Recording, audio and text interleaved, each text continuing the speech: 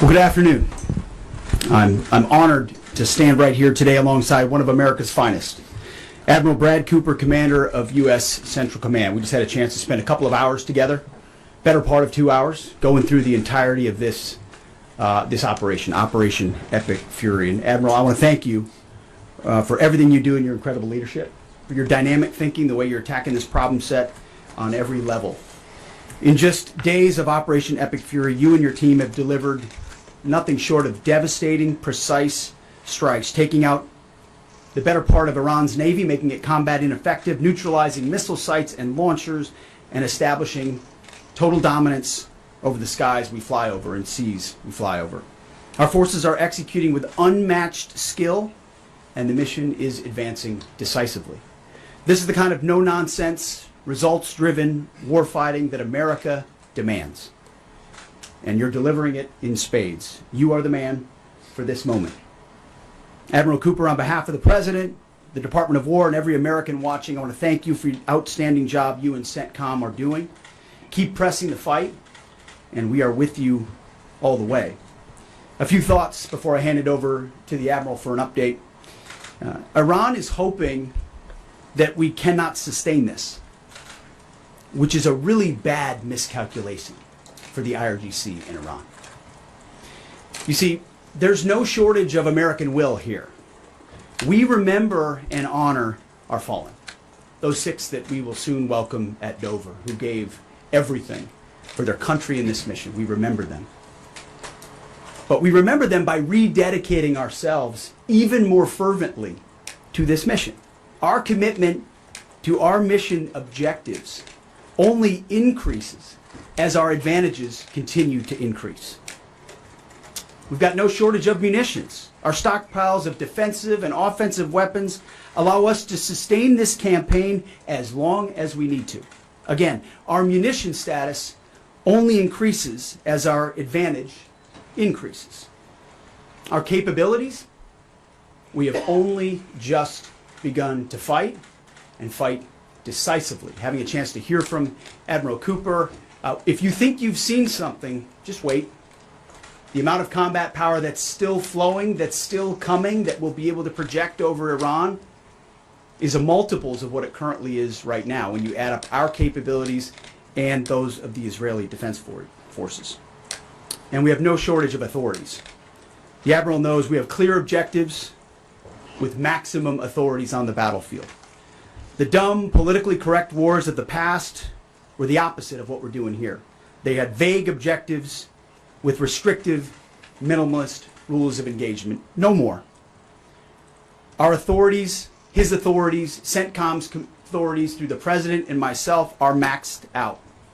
Our capabilities are overwhelming and gathering still, as are those of our Israeli partners. Our munitions are full up, and our will is ironclad, which means our timeline is ours and ours alone to control. As long as it takes to ensure the United States of America achieves these objectives. And as we flow more forces, and as we flow more capabilities, and as our munitions, as we're flying over the top, have even more devastating effects, we set the tempo, we set the timeline, led by the commander on the ground. Our ear is to the ground to listen to Admiral Cooper. What he needs and what he needs he will get. We are built for this fight, and we are in it to win it. And we have the right commander in the lead. So I'll now hand it over to Admiral Brad Cooper to give you an update right here from CENTCOM. Admiral. Mr. Secretary, first, thank you very much and good afternoon, and welcome to U.S. Central Command Headquarters, America's Warfighting Headquarters. It's great to be here alongside the Secretary and representing the more than 50,000 men and women in uniform currently executing Operation Epic Fury. So, Mr. Secretary, first, thank you very much for your leadership and support and the very clear vision and objectives that you've given us to allow us to use overwhelming force against the Iranian terrorist regime. And thanks to all of you for attending today, and welcome to Tampa. We are now starting our 6th day of a historic mission to eliminate Iran's ability to threaten Americans. We are, if I could channel my inner Navy officer, we are at full speed ahead in executing orders given by leadership in Washington. The President and Secretary Hegseth have been crystal clear in their expectations, and we are at a high level of execution. as described by the Secretary and earlier this week by me, U.S. combat power is building as Iranian combat power declines. Our air dominance allows us to hit Iran's center of gravity with overwhelming power and reach. A couple of examples. In just the last 72 hours, America's bomber force has struck nearly 200 targets deep inside of Iran, including around Tehran. And in just the last hour, U.S. B-2 bombers dropped dozens of 2,000-pound penetrator bombs targeting deeply buried ballistic missile launchers. Notably, we've also struck Iran's equivalent of Space Command, which degrades their ability to threaten Americans.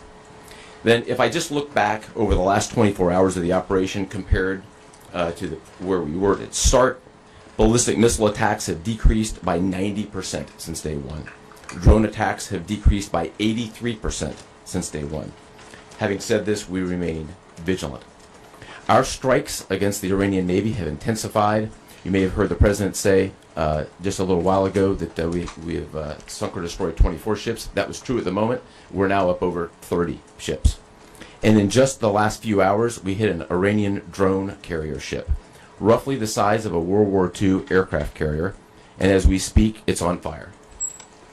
The President gave us another task, to raise or level Iran's ballistic missile industrial base. So we're not just hitting what they have, we're destroying their ability to rebuild. And so as we transition to the next phase of this operation, we will systemically dismantle Iran's missile production capability for the future, and that's absolutely in progress. This is going to take some time, but our forces are well supplied, as the Secretary said, and we are absolutely ready to prosecute this mission decisively. Our combined joint forces have relentlessly destroyed Iran's air defenses over the past few days, and they've continued hunting for more systems to kill. Our air defenders are operating at the very top of their game. I couldn't be prouder, shoulder to shoulder with our partners in the region in many cases, providing the most integrated air defense network in Middle East history. We are fighting to win. Through combined U.S. and Israeli combat power, we will continue decimating Iran's ability to project power outside its borders. And if I can just conclude by saying a strong salute to the brave men and women who are out on the pointy edge of this, really doing exceptional work. I just couldn't be prouder, and I know the American people share in that same pride. So thank you very much. Absolutely. And with that, we'll take a few questions. Yeah, right here. Sir, appreciate it. Admiral, I wanted to ask, or Mr. Secretary, the Ukrainian president said today that the U.S. has asked for specific capabilities to deal with Shag drones, Iranian drones. And you guys talked about what you asked for, and has there been any surprises from Iranian capabilities that you guys have seen in the past 6 days? Go ahead. We're very familiar with Iranian's capabilities, and as you might imagine, we planned for it right from the outset, and I feel good about what the plan was. Like any good organization, we adjust as necessary to meet the environment, and we've made those appropriate adjustments. Absolutely. Right here. Thanks, Secretary. I have two reports for you. One, was an American pilot shot down today in Iraq? And two, I've heard reports that there's enriched uranium stored in Isfahan. I've also heard reports that there's not a lot of bombing there. Is that on purpose? Do we believe there's enriched uranium there? And would we ever send special forces to secure it? As CENTCOM pointed out, that those reports of an F-15 being shot down are false.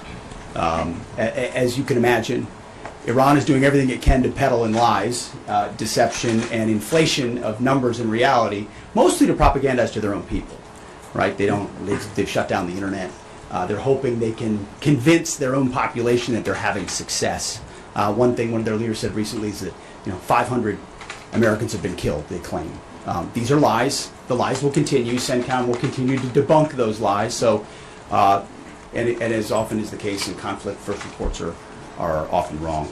As it pertains to nuclear material and things like that, one of the objectives the President has always said is that Iran will not have a nuclear bomb, nuclear capabilities, but we would never disclose what we will or will not do inside operational plans. So Admiral Cooper's got a plan. We're working that plan, and targets will be struck or not struck according to what we want to achieve. Yeah, right there. Secretary Hegseth, the President said earlier today in an interview that he would like to have a say in who's the next leader of Iran. Is this an expansion of your military objectives? Do you view it that way? And additionally, you spoke earlier today about how previous leaders have drawn resources from our hemisphere to the Middle East. Mm-hmm. How do you avoid that? Well, there's no expansion. Ultimately, I think the president's having a heck of a say in who runs Iran, given the ongoing operation we have. So there's no expansion in our objectives. We know exactly what we're trying to achieve. I think today's a great example of what this War Department is capable of doing. I was just in another part of Florida today where we announced, America's counter cartel conference. 18 countries coming together from Central, South America, and the Caribbean, coming together to fight cartels. That is something that is ongoing. We're focused there. We're focused in the Indo-Pacific. We can mass combat power in CENTCOM. EUCOM is able to support that as well. So we know we're laser focused on our hemisphere and our homeland. That's why we locked down the border. That's why we're working with partners to take on cartels. That's why we're sinking drug boats. That's why we're on the offense there. But the beautiful things about combatant commands is that, Brad Cooper's laser focused on Central Command, just like Frank Donovan is laser focused on Southern Command. We can do both. That's what a global power can do. Ultimately, this issue of Iran's nuclear pursuit and their unwillingness through negotiations to stop it was something President Trump has said for a long time needs to be dealt with. And after 47 years, he's doing something that no other president was willing to do. And we're doing it overwhelmingly, and we're doing it decisively, while also in other parts of the globe having the desired effects. And take, for example, what we displayed yesterday, the Iranian ship in the Indian Ocean, sunk by Indo-PACOM, another combatant command, who coordinated with us in order to make that happen. So America's reach is global. Our focus here, though, these missions are narrow, they're scoped, and Admiral Cooper is well on his way to ensuring that we reach those objectives. Right here, yes, sir. Harold, what condolences the troops killed. The Ukrainians are talking about providing low-cost interceptors, given their experience. Is that something that the Pentagon is looking for? And Admiral Cooper, can you walk us through a little bit about how effective the Lucas drones have been, what kind of targets they've hit, and how much that's helped, given that they're low-cost alternative to the more expensive Go ahead. Sure. I'm not familiar with the particular offer, but interceptors in general, we've had a number of new capabilities being fielded. Obviously, I'm not going to talk about it from an operational perspective of what those are. But I think you have seen over a period of time us kind of get on the other side of this cost curve on drones in general. If I just walk back a couple of years, you remember what you used to always hear, we're shooting down a $50,000 drone with a $2 million missile. These days, we're spending a lot of time shooting down $100,000 drones with $10,000 weapons from ours. So that's one aspect of it. Lucas, indispensable. As many of you know, and if you don't know, this was an original Iranian drone design. We captured it, pulled the guts out, sent it back to America, put a little Made America on it, brought it back here, and we're shooting it at the Iranians. Good targets. Good targets. Absolutely. Right there. Thank you so much, Secretary. President Trump, in his first speech after the launch of the Operation Epic Fury, he addressed Iranian people and he said that there is going to be a time for you to come out, but it's not now. Stay home. It's not safe. I want to know if there is a timeline for that you're going to urge Iranian people to come out, how that is going to play out, and how are you going to protect the protesters? You know that they're going to be shot probably, as we witnessed in January. That's what happened. How are you going to protect and support the protesters? And Admiral, I have one question for you. How are you going to minimize the civilian harms? We have a lot of evidence that the besieged units, IRGC commanders, they are now gathering in schools, in hospitals, in purely residential areas because their headquarters are bombarded, they are ruined, of course. So how are you going to protect the civilians while you're attacking the IRGC people hard? Thank you. I would just say on the protests, obviously the Iranian people showed a lot of courage in those protests, and we saw the Iranian regime was revealed for what it is in the way they reacted to that. The world saw that. No one's done more than President Trump to reopen the opportunity for those who want a free Iran to do so. Ultimately, it's common sense, as he said up front. Don't go out and protest while bombs are dropping inside Tehran and elsewhere. So there will come a moment where he determines, or they determine, that it's the time to seize that advantage. But there's a lot of things we're doing and the Israeli military is doing targeting those individuals who are targeting those who protest. The more you do that and you erode their will and you erode their capabilities, the more you create an opportunity for people to boldly stand up. Yeah, I would just reinforce the point, we're targeting the people, or we're targeting the headquarters and the people who are targeting the protesters, first and foremost. I'd also just double down on the president's comments that he previously made to the people. Stay in your homes, keep things calm, stay out of the way. There's a lot of U.S. and Israeli capacity coming over. We're hitting a lot of targets. The best thing for them to do for right now is just to lay low. Right here. Secretary, one common outcome of American military action in the past has been taking in thousands of refugees into the American homeland, and I'm wondering if there's any safeguards put in place to make sure that the American people aren't having to have another wave of refugees from the Middle East or anywhere else come and stay here. I think it's safe to say there's no plan for a wave of new Middle Eastern refugees to the United States of America. I think as the President has pointed out for a long time, there are a lot of countries in the region who would be capable of providing that kind of support if need be, but that's certainly not something we're planning on. Yeah, back there. Yep. Yes, sir. Michael in Washington Times. I wanted to ask, I know, Semper Gumby is always a truism in the military. Did the British decision to refuse Diego Garcia have any impact on the mission itself? Did you have to adjust, or were you able to just completely, go with the mission without even worrying about that? Well, as the President stated, it was unfortunate that that the Brits didn't, from day one, say, "Hey, go ahead and have access." But we got there. We got there, and that's now part of the way that we're operationalizing bomber runs. And as part of when we say more to come, it's more fighter squadrons, it's more capabilities, it's more defensive capabilities, and it's more bomber pulses more frequently. The amount of firepower over Iran and over Tehran is about to surge dramatically. And part of it is that we're going to have even more basing. And it's not just the UK. We've had other friends step up, and we're grateful for that. Maybe one more right here. Yeah, the Azeri president earlier today basically authorized his Minister of Defense to begin preparing troops for some type of retaliatory action after the airport strike. Has the Department of War and CENTCOM been working on deconflicting with the Azeri if they were to move in or attempt something in retaliation? I'm sure there are plans, and I'll let the Admiral speak to that, but that does allow me to kind of address this idea that the war might be expanding, or there's chaos, and nothing could be further from the truth. If anything, what Iran is doing by targeting allied countries that would otherwise want to stay out of this, they've actually pulled them into the American orbit. So now you've got UAE and Qatar and Bahrain and Saudi and Kuwait and others saying, "Hey, we're with you. We'll shoot with you. We'll fly with you. We'll defend with you.